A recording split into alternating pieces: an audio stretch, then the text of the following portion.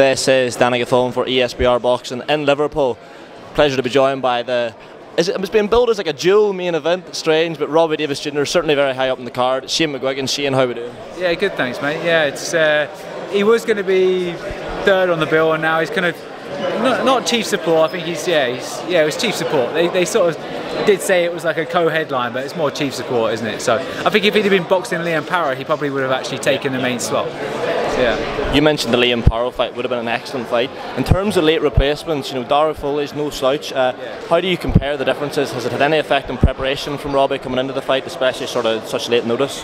Well, the good thing is they're both southpaws, so we got that sparring wasn't gone to waste. So yeah, I mean, he's much more awkward in game. Like Liam Parra's typical good school southpaw, got a good step back, good counter puncher, whereas Foley's a little bit more unpredictable, and sometimes you can it's hard to look good against those guys. So look, in terms of opponents, we're just thankful that he stepped up, took the fight. He's proper brave to take it on not necessarily short notice. There was a bit of time, but fly over from Australia as well to come over and do the job.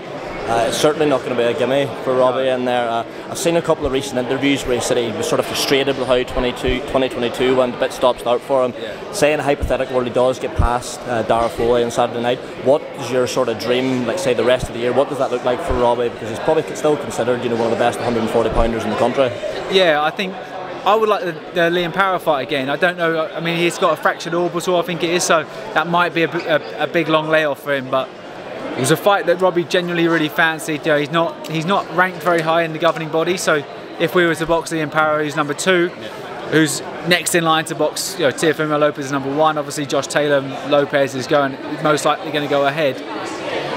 You beat Liam Parra, you're there or thereabouts, so look, he's been British, Commonwealth and European champion. He wants to fight for a world title, and I think that's probably the best route to go down for the WBO.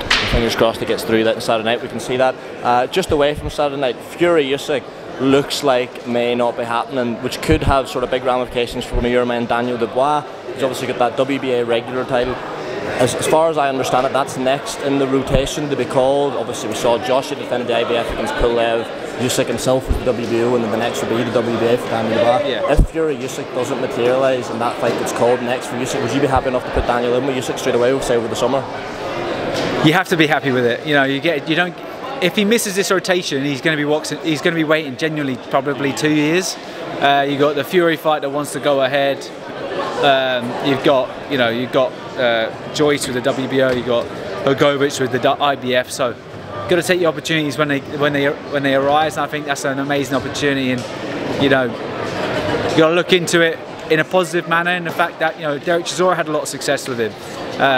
It's just if you stand off him and let him get into his rhythm, he's Usyk.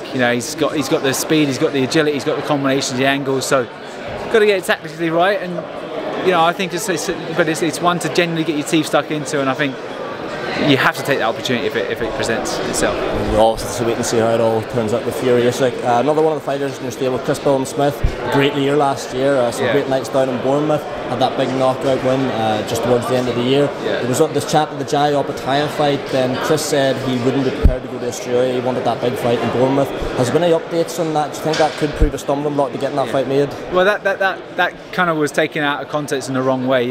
Chris, of course he would go to Australia, but the market's not there. The Optaya wants to come over to the UK. He knows that he needs to announce himself with the UK audience because he's got Lawrence Okoli's a WBO. If he boxes, in his eyes, if he boxes Christopher Smith and beats him, sets up a massive fight for Lawrence Okoli. And then also you've got the likes of Richard Riakporhe there as well, who potentially wants to box for a world title. So there's a couple of massive opportunities out there. And Lawrence isn't necessarily a big ticket seller. He wants a lot of money.